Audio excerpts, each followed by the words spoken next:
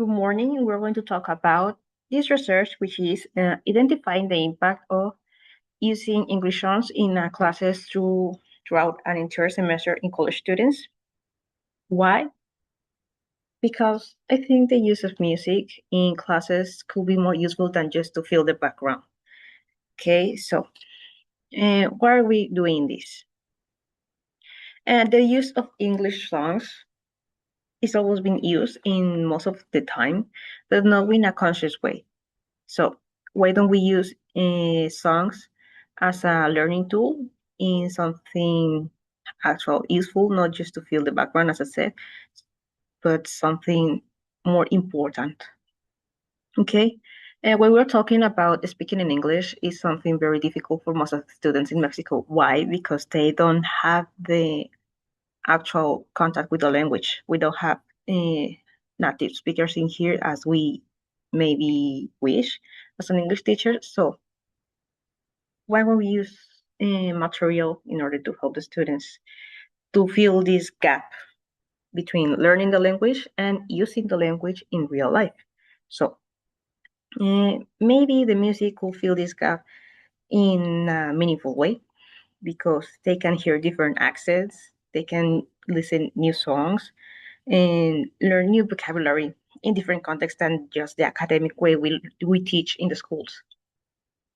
So in this research, the idea is to have a group of 25 students in college to see if this research could be useful.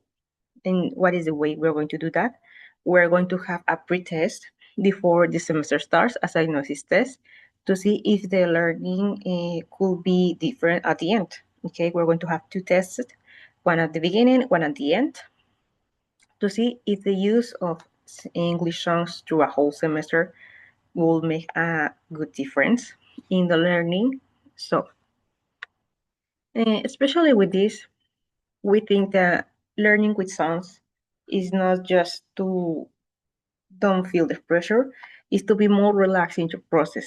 Because when you're learning something and you are stressed, you're not going to get it. You are going to avoid that subject as much as you can.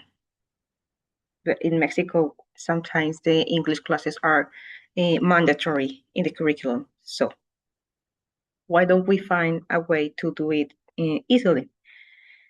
When students listen songs, they can have some real situations. We can have practice pronunciation, listening practices, and they can even make some conversations in order to see if they actually get it. So it's not just about listening to music in the classroom. No, it's about having a meaningful learning using this tool in the classes.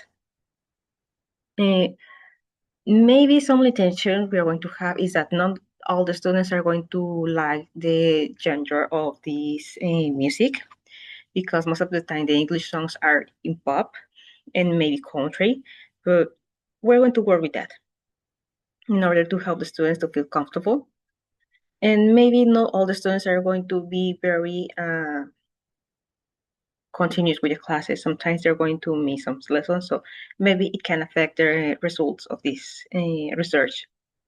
The idea is to have a control group. There's going to be at least 20 to 25 students and see if this actually works with them.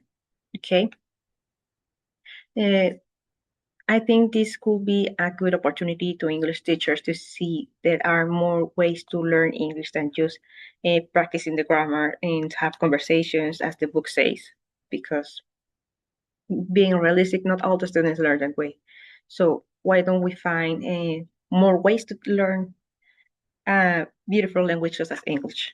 Because sometimes the students feel more comfortable speaking in another language, but they don't have the tools to learn how to do it.